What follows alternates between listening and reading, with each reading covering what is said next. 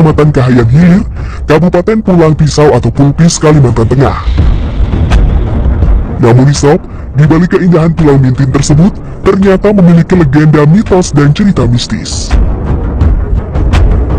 Salah satu cerita rakyatnya adalah Pulau Mintin dihuni oleh buaya dan naga yang dikutuk oleh seorang raja.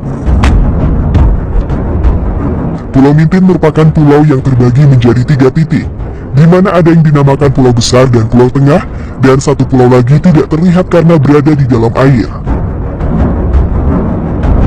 Tidak tahu pasti sob bagaimana terbentuknya pulau tersebut, namun dari cerita turun-temurun, di Pulau Mintin yakni tempat tinggal buaya dan naga kutukan. Dahulu kala, di Pulau Mintin tepatnya berada di daerah Kahayan Hilir, ada sebuah kerajaan besar yang dipimpin oleh raja yang arif bijaksana. Sang raja memerintahkan dengan adil dan bijaksana, sehingga kerajaannya mencapai kejayaan dan rakyatnya hidup dalam kemakmuran. Pada suatu hari sob, sang permaisuri meninggal dunia dan permaisuri itu adalah wanita yang paling dicintai oleh sang raja.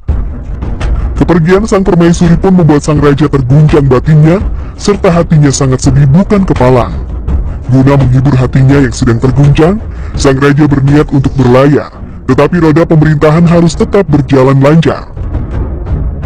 Maka sang raja memutuskan untuk tugas pemerintahan diserahkan sementara pada kedua putranya yang kembar itu, yaitu si naga dan si buaya. Sang raja menjelaskan dan mengajarkan segala sesuatu yang berhubungan dengan tugas seorang pemimpin. Setelah memberikan wejangan, maka raja segera berlayar meninggalkan negerinya dan kedua putranya yang masih muda itu menduduki tahta kerajaan. Namun sayangnya nih sob, apa yang sudah terjadi tidak sesuai dengan yang diharapkan oleh sang raja. Begitu raja telah tidak ada di tempat, si naga malah berbuat sesuka hati, suka berfoya-foya dan menghambur-hamburkan harta istana seenaknya sendiri. Sementara lain halnya dengan si buaya, ia dikenal sebagai sosok yang pemurah, hemat, dan suka menolong.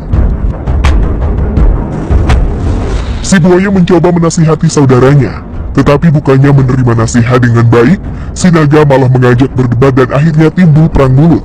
Pertikaian pun pecah dengan melibatkan para prajurit di kalangan mereka masing-masing, sehingga menimbulkan banyak korban jiwa dan mati sia-sia.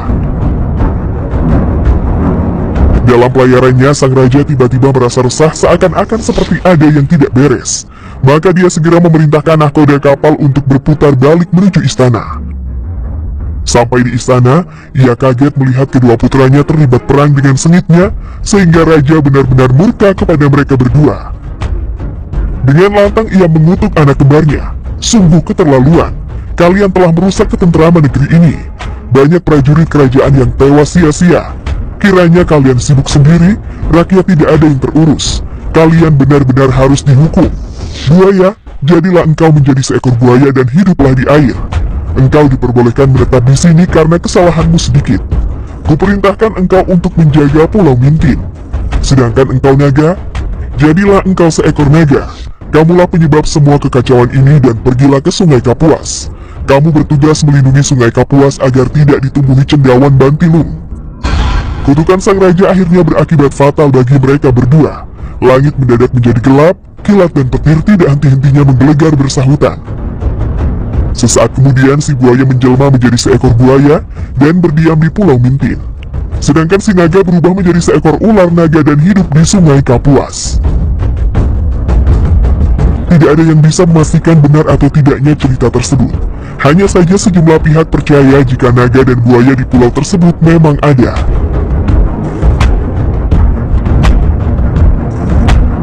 Bahkan kabarnya ada warga yang memang melihat penampakan buaya di Pulau Mintin tersebut. Selain itu sob, pernah ada salah satu warga dengan menggunakan perahu melewati alur sungai yang terdapat lubang naga. Tiba-tiba di lokasi lubang mendadak terjadi pusaran air. Cerita lain juga menyebut ada perahu yang tidak berani melintas dan putar arah karena melihat di lokasi itu seperti ditabrak atau bendung. Masyarakat percaya keberadaan naga memang terbukti ada dan hanya orang yang beruntung saja bisa melihat adanya penampakan seperti ini. Dan ada pelajaran yang bisa kamu petik dari kisah tadi, yakni harus memegang amanah dengan baik, selesaikan segala sesuatu dengan cara baik-baik atau kekeluargaan.